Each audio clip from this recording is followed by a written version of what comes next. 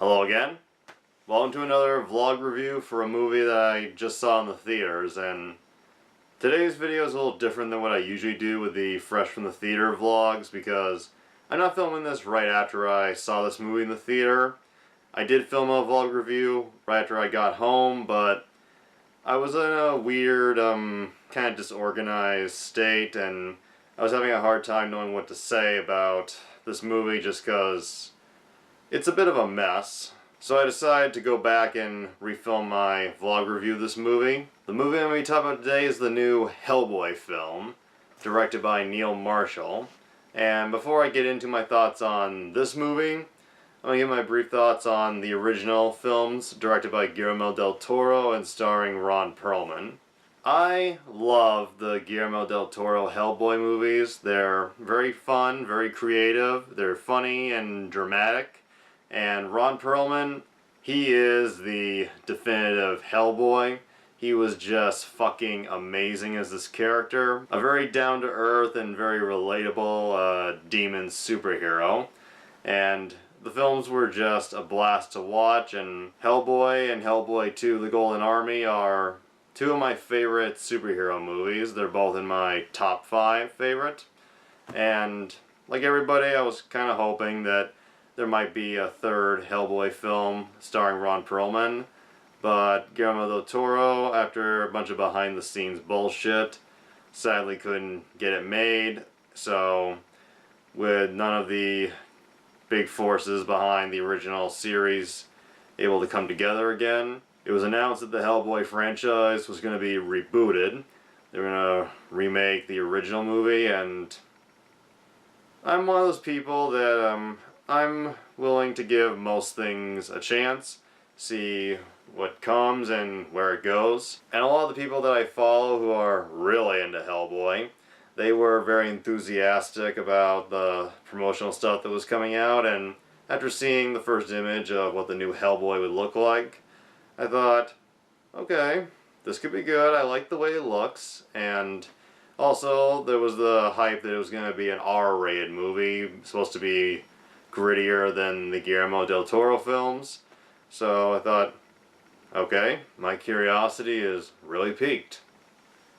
And then a few days before I decided to go see it, I started seeing headlines appearing, people I follow retweeting articles with headlines that say stuff like Hellboy at 11% at Rotten Tomatoes and the reviews are not good, and stuff like fun but dumb as fuck, very convoluted, just a bunch of stuff that didn't seem very promising. But I was going to reserve opinion until I saw the film, and now that I've seen it, what do I think? This movie, I could see ideas for a good film in it, but it feels like something just went really, really wrong. It's not the worst superhero movie I've ever seen, but I do agree it is a bad film. It's hard to know what to say, and this is the problem I had the first time I tried filming this vlog, but I'm going to try to stay focused, and I actually bothered to make a few notes to stay on track. Right from the get-go, this movie has a lot of problems. The opening scene is the introduction of the villainess of the film, Queen Nimue. And I'm sorry if I pronounced that wrong. And it's about her backstory. She apparently caused King Arthur to surrender. Yeah, King Arthur exists in Hellboy. And King Arthur, with the help of one of her witch followers, was able to stop her. And he cut her up with his sword Excalibur, and then they took her body parts all over the world and hid them so that she may never be reconnected and rise again. It's that kind of introduction. What makes this opening scene just not really work is the rushed pace, which becomes a problem throughout the majority of the film. Everything is just going by way too fast. The cutting to the next shot just happens like that, and as soon as you're in the next shot, a character is either moving around real fast or talking. And while this is going on, we get a narration by Ian McShane. And don't get me wrong, I fucking love Ian McShane. He is just a great, gritty, badass actor, and the way he delivers his lines can be both elegant and somewhat beautiful. But, oh my god. The dialogue he's given in this opening scene just feels like a fucking middle schooler wrote it. And I should know, I tried writing scripts when I was in middle school, and they were pretty much on the same level as the shit you hear in this film. Like, in his opening narration, Ian McShane talks about the Blood Queen and says stuff like, "She was fucking pissed." After this introduction, which does not set a good tone for the rest of the film, we cut to modern day, where we're introduced to Hellboy, played by David Harbour, going to get a friend in Tijuana, I believe, and his friend has become like a luchador, and not only that, he's also become a vampire luchador, and Hellboy is forced to fight him to the death, and after killing him, he goes into a big depression. Then he's brought back home to the BPRD, the Bureau for Paranormal Research and Defense, and it felt really good to see the logo for the BPRD again. And once he's back, he has a little talk with his adoptive father, Professor Broom, now played by Ian McShane. And I think their opening scene together was reasonably well done. Like, it almost felt like father and son talking. But this film suffers from a lot of unfocusedness as well as bad pacing.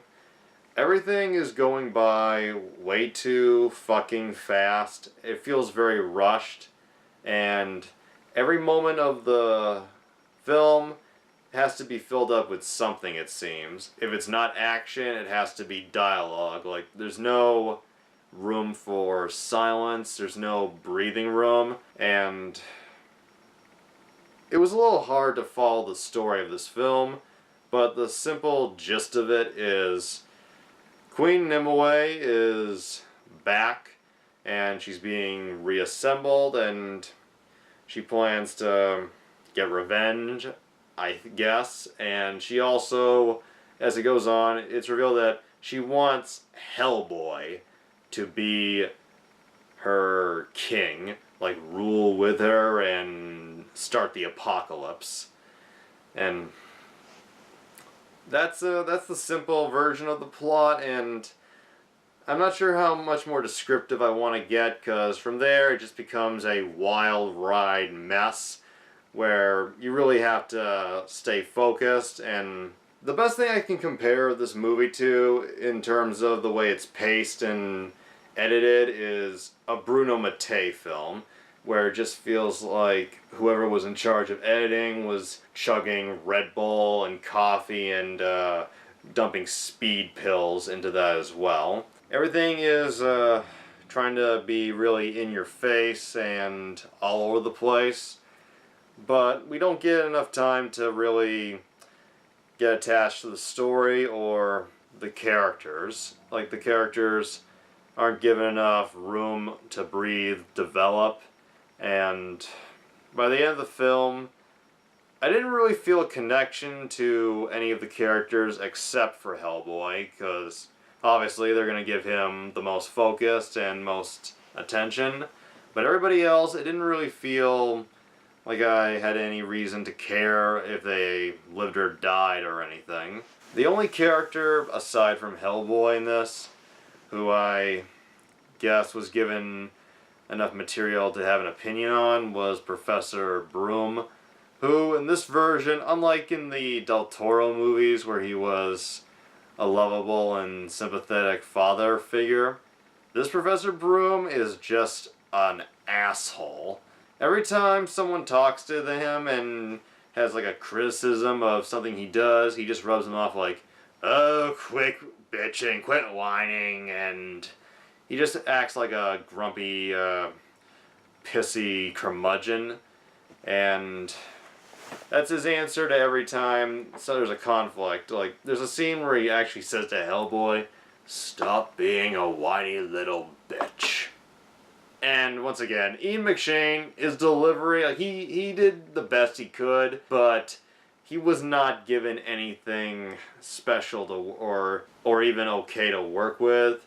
It was just shit, and it's like Sean Connery. You give him shit lines, he adds a little bit of a classy delivery, but it doesn't distract you from the fact that it is complete bullshit. And as for Nimue, the Blood Queen, Mila Jovovich, she was a good choice for this type of character. She's played a bunch of creepy roles before, and she looks good.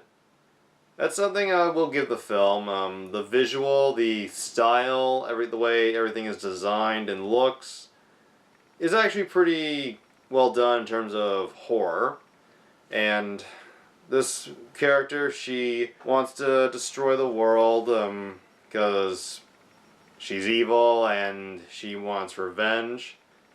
And she tries to get Hellboy to join her, saying, why live in a world where everybody doesn't accept you, where they hate you?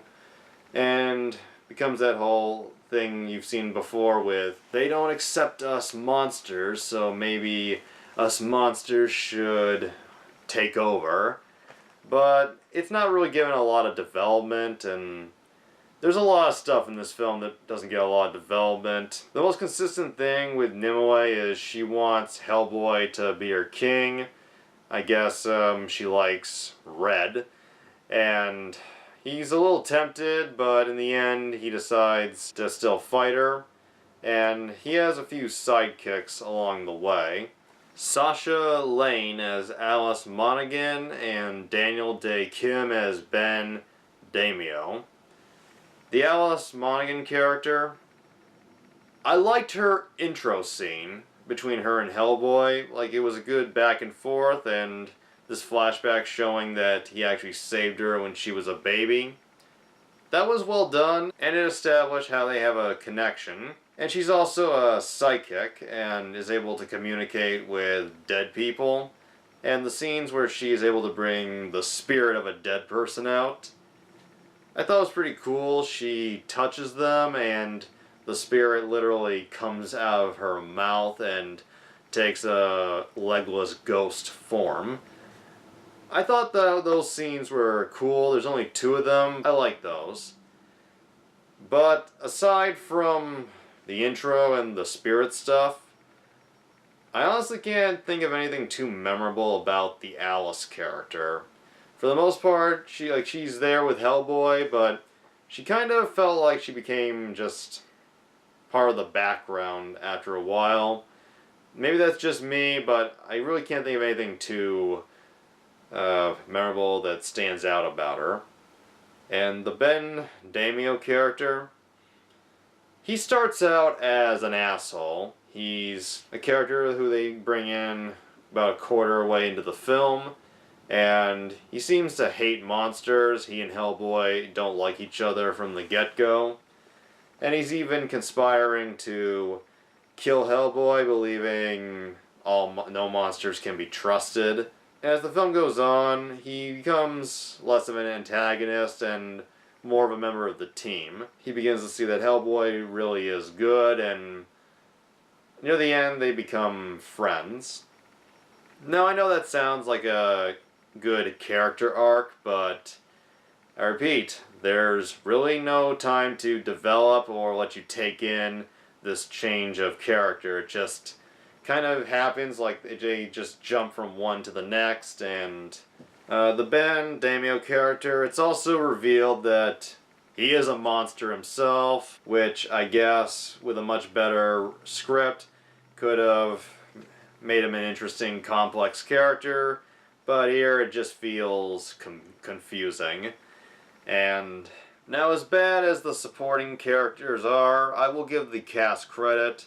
they did as best as they could, and their performances, while not able to survive the shitty writing, were, I'd say, adequate. The best thing in this new Hellboy reboot is David Harbour as Hellboy. Now, Ron Perlman, he is and will always be the best Hellboy, but David Harbour, he did a great job. He had a bit of familiarity to him, to anyone who might have seen the original movies, but he, for the most part, he did his own thing and felt like a new version of this character we've seen before and really enjoyed, and he looks excellent. Like, the makeup was great. It's very similar once again, but they did enough changes to the point that it's its own thing, and of everybody, he has the best lines. Like, he has the personality and the wit with Hellboy's sarcasm and one-liners. He says a lot of good, funny lines. When he hears a prophecy, he says, "Yeah, can I get a prophecy that's on more relatable terms?" And there were a few cringy lines, but Ron Perlman had his fair share in his movies, and he made them work. Like here, David Harbour throws the head of one of the villains into hell and says, "You should quit while you're ahead." If the Crypt Keeper was here, he'd do that hilariously retarded laugh, and when we see Hellboy in these visions he has of him being the king of the apocalypse, where he has his full horns, like they're not shaved down, and he's wielding this giant flaming sword, and we see his muscles in full force. It was just an amazing fucking badass image, and I wish the rest of the film could have been on par and of good quality as David Harbour as Hellboy, because I don't think it'll happen, but if they do make another Hellboy, I hope that they can get a competent writer and director, because in the right hands, David Harbour could have a great Hellboy movie to go with him. I think it's clear he gets the character. It's just everybody around him who really fucked up. This movie, despite all of its flaws, I did have a fun time seeing it. Like, I kept thinking about how it's badly made, but there were some funny moments, sometimes funnier than others, and the action, especially the gore effects, were a lot of fun. Like, some of the gore I think might have been CGI, but it was bloody, it was graphic, once again, it reminds me of like an Italian exploitation film from the 80s.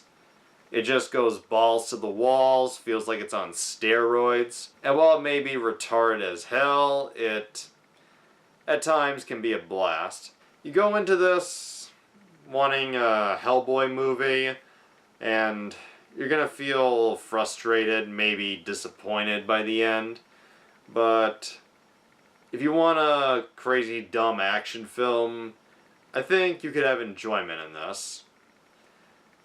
I'm not sure I would recommend this movie, like, to see it in the theater. I do think it's worth checking out, because I do know some people that could enjoy this flick. So, I think I'd recommend it, maybe, to watch at home. This feels more like a watch-at-home movie than a see-in-the-theater type movie. My short opinion is not very well focused, very badly paced. The writing can be pretty embarrassing and terrible at times, but the action sequences, for the most part, were well done. The camera is a bit fast in some moments, but the action sequences work, and the gore effects are very delicious. On the 10-star scale, I give this movie a 5.5. Pretty badly made, but there is some enjoyment in it, and I did laugh out loud a few times. mostly because of David Harbour. He was pretty fucking awesome.